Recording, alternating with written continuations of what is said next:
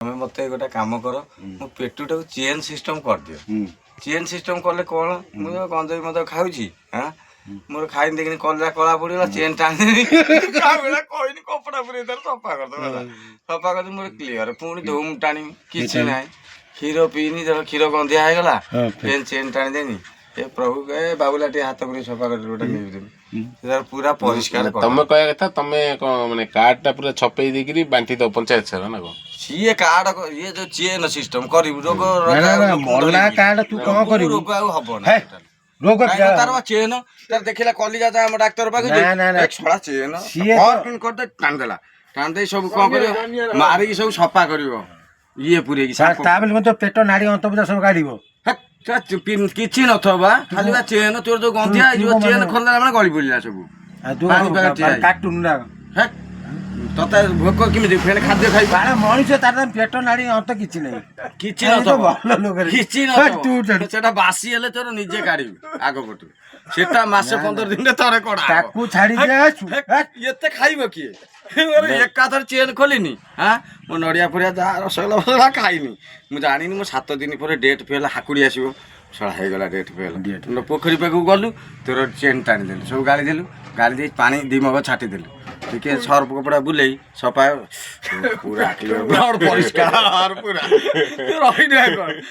ଡାକ୍ତର ପାଖକୁ ଯାଇକି ତୁ ଯୋଉ ମଲା କାର୍ଡ କଥା କହୁଛୁ, ଯେତେ ଜାଗା ଗାଡ଼ି ଚଲେଇ ଯାଉଛୁ କାର୍ଡ ବୟ ଛପ ନେଇ ବ୍ଲଡ୍ ଧର ଯୋଉ ବ୍ଲଡ୍ ଖରାପ ଖଣ୍ଡେ ଖଣ୍ଡେ ବଢେଇ ଦିଏ। କ'ଣ କରିବୁ ତୋର ଏମିତିଆ ଲକ୍ ସିଷ୍ଟମ ଏଇଠି ଥବ, ଭଗବାନ କରିଦେଇଥିବେ, ତୋର ଖୋଲିଦେଲୁ ସବୁ କାଳିଆ ବ୍ଲଡ୍ ବାହାରିଗଲା। ଯାଉ 5,000 ଆଣିକି 3,000 ଟଙ୍କା ଦେଇକି ପୁରେଇ ଦେଲୁ ବ୍ଲଡ୍, ନୂଆ ବ୍ଲଡ୍ ରହିଲା 2 ବର୍ଷ ତର ଚେଞ୍ଜ। ଏଇଭଳିଆ କଲେ ସେଇ ଏଇ ଯୋଉ ପ୍ରପୋଜାଲଟା ଭଗବାନଙ୍କୁ କିଏ ଦବ? ସେଇଟା ଜଗନ୍ନାଥ ଯାଇ କହିବାକୁ ପଡ଼ିବ, ପୁରୀରେ ହେଲା ଠିଆ ହେଇ କହିବୁ ପ୍ରଭୁ ସମସ୍ତେ ଚେନ୍ ସିଷ୍ଟମ କର, ରୋଗ ଆଉ ଡାକ୍ତରଖାନା ରହନ୍ତାନା। ତମେ ଗୋଟେ କାମ କରୁନା, ତମେ ବା କହୁଛ ତମେ କାର୍ଡ ଛପେଇବ ଆଗୁଆ। ଆରେ ଆଗୁଆ କ'ଣ, ମୁଁ ଦେଖିନି କ'ଣ ଚେନ୍ ସିଷ୍ଟମ ହଉନେଇ ବୋଲି ମୁଁ ମରିଯିବି। ତମେ ମଦ ଗଞ୍ଜେଇ ଖାଉଛ ମରିଯିବ, ତମେ ମରିଯାଇକିରି କହୁନ। ସେଥିପାଇଁ ଆମ ଘରେ କିଏ ତମକୁ ନିମନ୍ତ୍ରଣ କରିବେ କି ନ କରିବେ, ମୋର ଏଣ୍ଟ୍ରିମେଣ୍ଟସ୍ କିଏ ଆମ ଘର ଲୋକ ଜାଣିଛନ୍ତି। ସେଥିପାଇଁ ଗୋଟେ କାର୍ଡ ଛପେଇ ଦେମି, ତା ଦେହରେ ମୋ ଫଟୋ ରହିଲା, ସାଇନ୍ ବି ରହିବ ହେଲା। କାର୍ଡରେ ଡେଟ୍ ପଡିନଥିବ, ତମେ ଆମେ ପକେଇଦେବୁ, ମରିମି ସେଇଦିନ ଡେଟ୍ ପଇଲା, ଖାଇବା 12 ଦିନ ତାର ଖାଇବା ତମେ ସେଇଦିନ ତମ ଡେଟ୍ ପକେଇ ବୁଝିମୁ ଜଣୁ। ଭାଇ ସବୁ ତ କରିଦେଇଛି, ଆମ ଡେଟ୍ ଫାଙ୍କା ଥିଲା, ଦେଖ ଏଇଟା ଆଗୁଆ ଦେଇଛି କାର୍ଡ। କାର୍ଡ ମଲା କାର୍ଡ ସେମ୍ କାର୍ଡ ମଲା ସେଟା ରଙ୍ଗିନ କାର୍ଡ ଥବ, ମରିଗଲେ ତାକୁ ଧଳା କରିଦବ ରଙ୍ଗ ମାରିକି।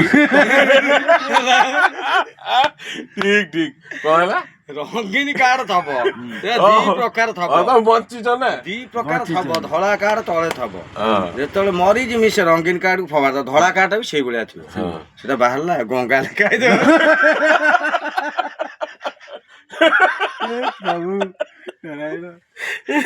ତମେ ଯାଇ ଜୋର ଦେଖ ନିମତ କ'ଣ ହେଲା ଡାକ ପୋଲିସ। ଆମେ ଅପମାନ ପାଇବା ପୂର୍ବରୁ ତମକୁ ବି ଅପମାନ ଦଉଛୁ, ତମେ କି ଖାଇବା ପିଇବା ଦଉଛ?